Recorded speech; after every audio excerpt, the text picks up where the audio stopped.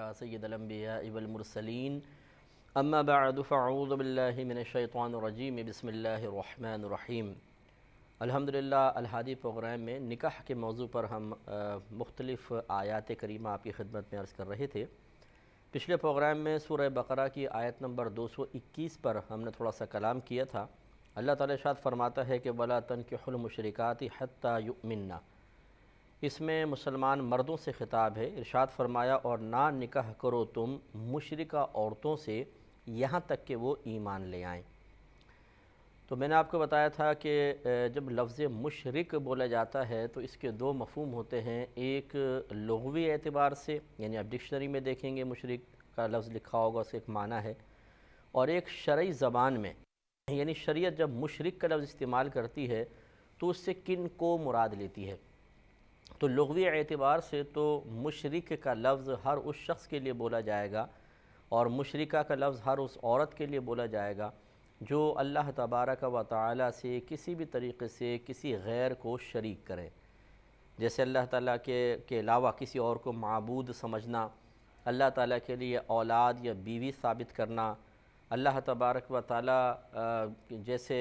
خالق و مالک ہے ایسا کسی اور کو خالق و مالک تصور کرنا، جیسے اللہ تعالیٰ ہمیشہ سے ہے کسی اور کو ہمیشہ سے ہے وہ اس طرح تصور کر لینا، یا پھر جو اللہ تعالیٰ کی صفات ہیں بے عین ہی وہی صفات کسی مخلوق کے اندر مان لینا، کیونکہ اللہ تعالیٰ کی صفات 4 خوبیوں سے متصف ہوتی ہیں کہ اللہ تعالیٰ کی صفات کسی کی دی ہوئی نہیں ہیں، دی ہوئی کو کہتے ہیں عطائی، اللہ تعالیٰ کی اپنی ہی ہیں،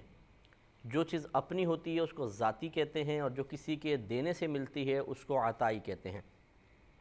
تو اللہ تبارک و تعالیٰ کی تمام صفات ذاتی ہیں، عطائی نہیں ہیں۔ مخلوق کی صفات تمام کی تمام عطائی ہوتی ہیں، ذاتی کوئی نہیں ہوتی، کیونکہ ہمیں صرف اللہ نے دی ہیں، از خود ہمارے پاس کچھ بھی نہیں ہے۔ تو اللہ تعالیٰ کی تمام صفات ذاتی ہوتی ہیں۔ دوسری وہ قدیم ہوتی ہیں، یعنی ہمیشہ سے اللہ تعالیٰ کے ساتھ ہیں، ایسا کبھی بھی نہیں ہوا، کوئی بھی ایسا وقت نہیں گزرا کہ اللہ تبارک و تعالیٰ کی ذات تو ہو اور اس کی صفات، یعنی اس کا دیکھنا، اس کا سننا، اس کا کلام، اس کا ارادہ، اس کی قدرت، اس کا زندہ ہونا، اس کا قائم ہونا اس سے جدا ہو جائے، ایسا نہیں ہو سکتا ہے۔ تو اللہ تعالیٰ کی تمام صفات ذاتی ہوتی ہیں، قدیم ہوتی ہیں۔ تیسرا یہ کہ غیر فانی ہیں، ان پہ نہ تو فنا کبھی واقع ہوگی، نہ ان کے لیے فنا ہونا کبھی ممکن ہے۔ اور چوتھا لا محدود، ان کی کوئی حد ہے ہی نہیں، یعنی اللہ تعالیٰ کا اگر کلام دیکھ لیں تو کلام کی کوئی حد نہیں ہے، اللہ تعالیٰ کے دیکھنے کی وسعت اس کی کوئی حد نہیں ہے، اللہ تبارک و تعالیٰ کا علم اس کی کتنی انتہا ہے، کوئی بھی انتہا نہیں ہے۔ تو اللہ تعالیٰ کی تمام صفات لا متناہی ہیں، لا محدود ہیں۔ تو اللہ تعالیٰ کی ہر خوبی 4 صفات سے متصف ہوئی، وہ ذاتی ہے، قدیم ہے، غیر فانی ہے، لا محدود ہے۔ اگر ان میں سے ایک بھی صفت کسی مخلوق کے لیے مان لی جائے، چاہے معاذ اللہ ثم معاذ اللہ کسی نبی کے لیے تسلیم کر لیں کہ نبی کی کوئی صفت ہم کہیں کہ یہ ذاتی ہے یا لا محدود ہے یا غیر فانی ہے اور یا پھر قدیم ہے، تو پھر یہ شرک لازم آ جائے گا۔ تو لغوی اعتبار سے آپ ڈکشنری میں دیکھیں تو لفظ مشرک ہر اس شخص کے لیے استعمال ہوگا جو شرک کر رہا ہے۔ اب اس میں مطلب وہ حضرات بھی آ جائیں گے جو اللہ تعالیٰ کے علاوہ کسی اور کی عبادت کرتے ہیں، پوجا کرتے ہیں، وہ بھی مشرک میں آئیں گے۔ اسی طرح اگر کوئی اللہ تعالیٰ کے لیے کسی کو اللہ کی اولاد قرار دے دے، جیسے نصارہ حضرت عیسیٰ علیہ السلام کو اللہ کا بیٹا کہا کرتے ہیں یا کہا کرتے تھے، اور یہود حضرت عزیر علیہ السلام کو اللہ کا بیٹا کہتے تھے، تو یہ بھی ایک شرک ہے۔ تو لغوی اعتبار سے تو لفظ مشرک کا اطلاق سب پر ہوتا ہے، لیکن شرعی اصطلاح میں جب شریعت لفظ مشرک استعمال کرے تو اس سے یاد رکھیں کہ اہل کتاب خارج ہوتے ہیں۔ اس سے مراد بس پھر وہی ہوں گے کہ جو اہل کتاب نہ ہوں، یعنی یہودی اور عیسائی حضرات اس سے باہر ہوں گے، ان کے علاوہ جو کوئی شرک کر رہا ہوگا اس کو مشرک کہیں گے۔ حالانکہ یہود و نصارہ بھی شرک کرتے ہیں، لیکن قرآن عظیم میں اللہ تبارک و تعالیٰ نے مشرکین کا جہاں ذکر کیا اور ان کے ذبیحے وغیرہ کو منع کر دیا، لیکن اہل کتاب کے ذبیحے کو ان سے نکاح کرنے کو جائز رکھا، جس سے یہ نتیجہ مرتب ہوا کہ اللہ تعالیٰ یا اس کے رسول جو شرعی اصطلاح استعمال فرماتے ہیں اس کے اعتبار سے لفظ مشرک اہل کتاب کے علاوہ کے لیے استعمال ہوگا، اور جو کتاب والے ہیں یعنی یہود و نصارہ ان کے لیے لفظ مشرک استعمال نہیں ہوتا بلکہ اہل کتاب استعمال ہوتا ہے۔ اب سوال یہ پیدا ہوتا ہے کہ اللہ تعالیٰ نے فرمایا مردوں کو مخاطب کرتے ہوئے کہ تم مشرکہ عورتوں سے نکاح نہ کرو یہاں تک کہ وہ ایمان لے آئیں۔ تو اب یہاں جو یہ مشرکات کا لفظ آیا اس سے مراد لغوی مشرکہ عورتیں ہیں یا شرعی اعتبار سے جن کو مشرکہ کہا جاتا ہے وہ ہیں؟ اگر لغوی اعتبار سے لے لیا جائے تو پھر یہودی عورت ہو، عیسائی عورت ہو، اس کے علاوہ کوئی اور مطلب غیر اللہ کی عبادت کرنے والی عورت ہو، اس سے نکاح نہیں ہو سکتا۔ اور اگر شرعی اصطلاح کے اعتبار سے ادھر لفظ مشرک کو مان لیا جائے تو پھر اس کا مطلب ہوگا کہ اہل کتاب کے علاوہ سے نکاح کو منع کیا جا رہا ہے۔ اور صحیح یہ ہے کہ یہاں پہ لفظ مشرک شرعی اعتبار سے استعمال ہوا ہے، کیونکہ جہاں اللہ تبارک و تعالی نے مشرکین سے نکاح کو منع کیا، ان کے ذبیحے کو حرام قرار دیا، وہیں پر اہل کتاب کے ذبیحے کو جائز قرار دیا اور ان سے نکاح کو بھی صحیح رکھا۔ تو اس کا مطلب یہ ہوا کہ یہاں پر جو مشرکات کا لفظ استعمال ہوا ہے یہ صرف اور صرف ان عورتوں کے لیے ہے جو اہل کتاب نہ ہوں اور شرک کی مرتکب ہوں۔ اس سے نتیجہ اور خلاصہ کلام یہ نکلا کہ ایک مسلمان مرد ایک یہودی خاتون یا عیسائی خاتون سے نکاح کر سکتا ہے، لیکن اس میں یہ تفصیل ضرور یاد رکھیے کہ وہی یہودی خاتون وہی عیسائی خاتون مسلمان مرد کے نکاح میں آ سکتی ہو جو کم از کم خدا کے وجود کو صحیح طریقے سے تسلیم کرتی ہو اور اسی مذہب پر قائم ہو جو حضرت عیسیٰ علیہ السلام یا حضرت موسیٰ علیہ السلام لے کر آئے تھے۔ اب آج کل یورپ کنٹریز میں آپ چلے جائیں، جو ینگ جنریشن ابھی نکل رہی ہے، اگرچہ وہ اپنے آپ کو چاہے کرسچن کہیں، بعض یہود بھی کہتے ہیں، لیکن ان میں سے بہت سارے آپ کو ایسے بھی نظر آئیں گے جو اللہ تبارک و تعالیٰ کے وجود کے ہی منکر ہیں، یعنی جس کو ملحد کہتے ہیں، بالکل یعنی وہ اللہ کے وجود کو ہی نہیں مانتے بعض، لیکن اپنے آپ کو وہ اس طرح کہتے ہیں۔ تو پھر یہ حقیقتاً اہل کتاب نہیں رہے، اس لیے بہت ضروری ہے کہ اس چیز کی جانچ پڑتال کی جائے کہ کیا وہ واقعی اس مذہب پر قائم بھی ہیں کہ جس پر جو عیسیٰ علیہ السلام یا موسیٰ علیہ السلام لے کر آئے تھے۔ اور یقینی سی بات ہے کہ ایک عام مسلمان اس چیز کا امتحان نہیں لے سکتا ہے، اس لیے ہمارے علماء اسلام نے جو علماء متاخرین ہیں، بعد کے علماء، آج کل کے دور کے بڑے بڑے علماء، انہوں نے احتیاط اسی میں رکھی ہے کہ مسلمان سے ہی نکاح کرے،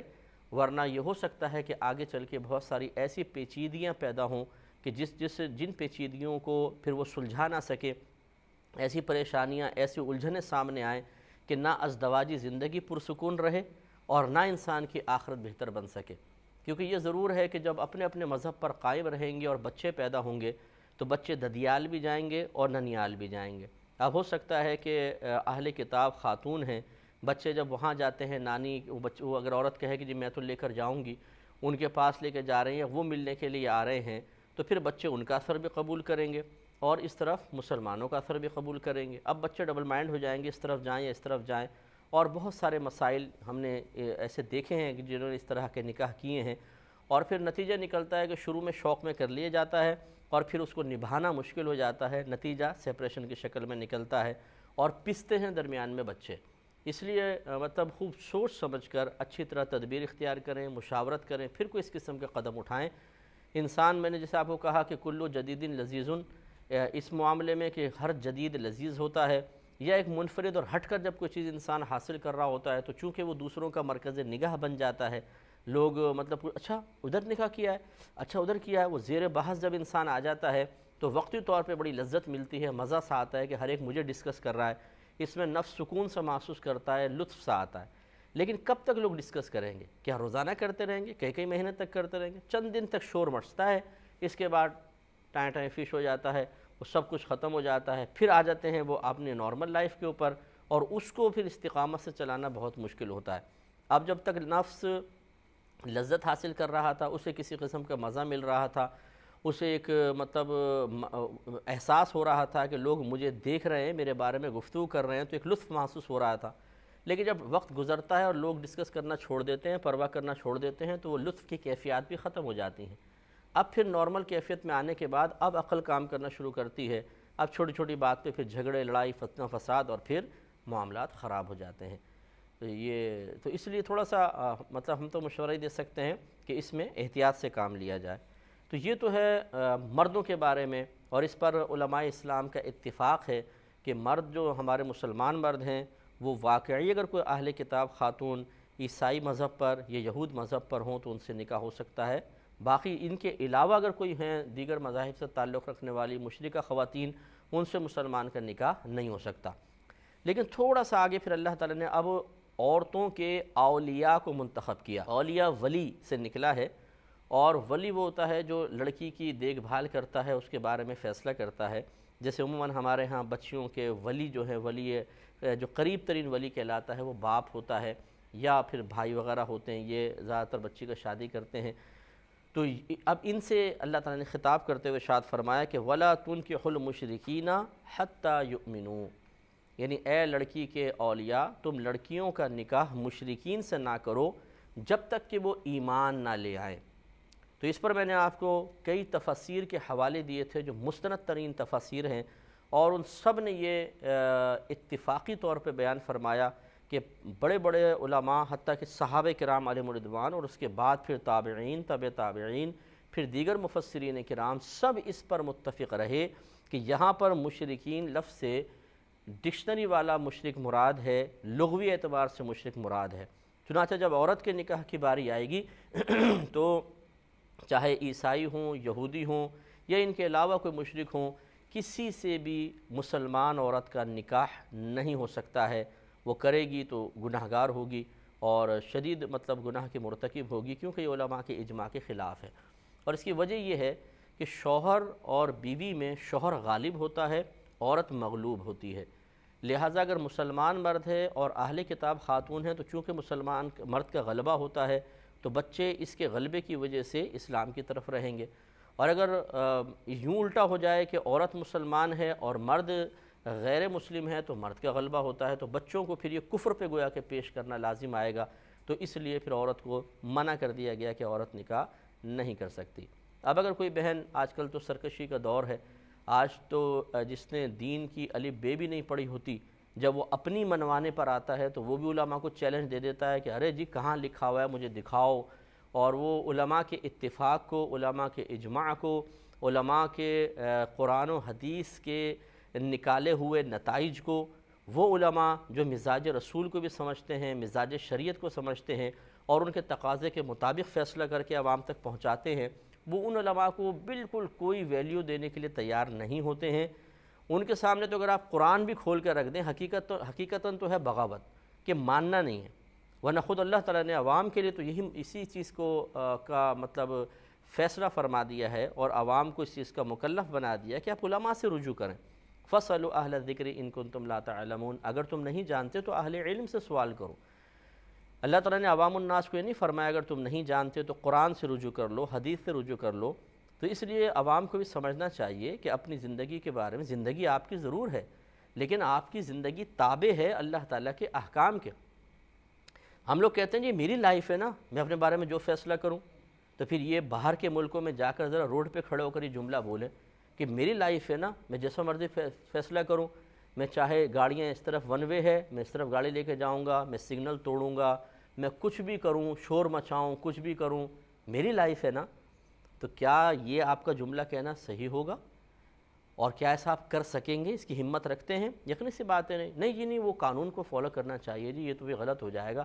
تو جب ایک عام دنیاوی بنایا ہوا قانون، دنیاوی لوگوں کا قانون، وہاں جا کے ہم ایسا اسٹرکٹلی فالو کرتے ہیں کیونکہ خوف ہوتا ہے کہ اگر گاڑی غلط چلائی تو پوائنٹس وغیرہ لگ جائیں گے، لائسنس کینسل ہو سکتا ہے، ہماری شہریت کینسل ہو سکتی ہے، ہمیں جیل میں ڈالا جا سکتا ہے، تو وہاں بالکل اسٹریٹ چلیں گے۔ ایک دین کا مسئلہ ایسا آ جاتا ہے کہ جب دین کا معاملہ آتا ہے تو انسان کہتا ہے میری لائف ہے، میں دین کی قیادات اور پابندی کو قبول نہیں کرتا ہوں۔ تو یاد رکھیں، جیسے دنیاوی قانون کو پامال کرنے والا،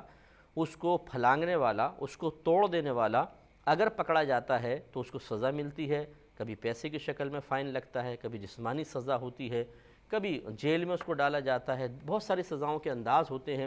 اسی طریقے سے جو دین کے معاملے کو تسلیم نہیں کرتا ہے، سرکشی کا مظاہرہ کرتا ہے، تو یہ دنیا تو بہت عارضی چیز ہے، چند دنوں میں ختم ہو جائے گی۔ اب پھر موت کے جھٹکے جب شروع ہوں گے اس کے بعد پھر قبر، اور کتنے سینکڑوں برس تک قبر میں، پھر میدان محشر، 50,000 سال کا ایک دن، 50,000 سال قرآن کہہ رہا ہے۔ اندازہ کریں ہماری عمر کتنی ہوگی، 50 سال، 60 سال، 70، 80، اس سے اوپر نہیں ہو سکتی ہے۔ ان میں سے بھی پہلے 10، 12، 15 سال نکال دیں جو بالکل بچپنے کے سے ہوتے ہیں، اور آخری بڑھاپے کے سال نکال دیں، بیچ کے چند سال ہوتے ہیں جس میں انسان کی جوانی ہوتی ہے،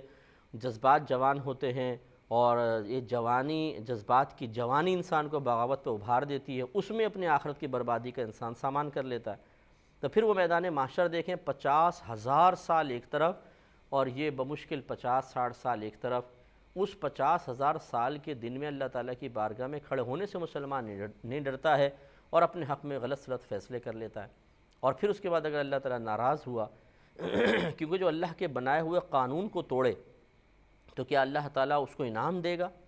نہیں، بلکہ اللہ تعالیٰ ناراض ہوا تو پھر جہنم میں داخلہ ہوگا، رسوائی ہوگی، جہنم میں داخلہ ہوگا، شدید ترین عذاب ہوگا۔ اس لیے قرآن اور حدیث کی مخالفت کرنا، لیکن براہ راست نہیں، بلکہ علماء کو ڈھال بنا کر، یہ صحیح نہیں ہے۔ اچھی طرح یاد رکھیں کہ ہمارے بعض بھائی بہن قرآن و حدیث کا نام لے کے تو مخالفت کرتے ہوئے ڈرتے ہیں کہ میں قرآن کو نہیں مانتا، یا حدیث کو معاذ اللہ ہم نہیں مانتے، یا ہم اس کا حکم نہیں مانتے۔ انہیں خوف ہوتا ہے اگر ہم یہ کہیں گے تو کوئی سخت حکم نہ لگ جائے، لوگ ہم پہ تنقید نہ کریں۔ وہ پھر یوں کہتے ہیں کہ ہم ان مولویوں کی باتیں نہیں مانتے، یہ مولوی تو جی کہتے رہتے ہیں۔ مسئلہ یہ ہے کہ مولوی، اگر کوئی بھی داڑھی والا، کوئی مولوی قرآن و حدیث کے خلاف اپنی ذاتی رائے رکھتا ہے تو ہم بھی اس کی مخالفت کریں گے کہ بھئی آپ کون ہوتے ہیں یہ بات کہنے والے؟ خالی داڑھی رکھنے سے تو اختیار نہیں مل جاتا انسان کو کہ وہ جو چاہے کرے، قرآن و حدیث کے خلاف چلے، ایسا نہیں ہے۔ لیکن اگر وہ قرآن و حدیث کے موافق بات کہہ رہا ہے تو پھر یاد رکھیں کہ ایک عالم کی مخالفت اصل میں قرآن کی مخالفت ہے۔ ہماری خاص طور پہ بہنیں اس پہ توجہ کریں، اللہ تعالیٰ عمل کی توفیق عطا فرمائے۔ وآخر دعوانا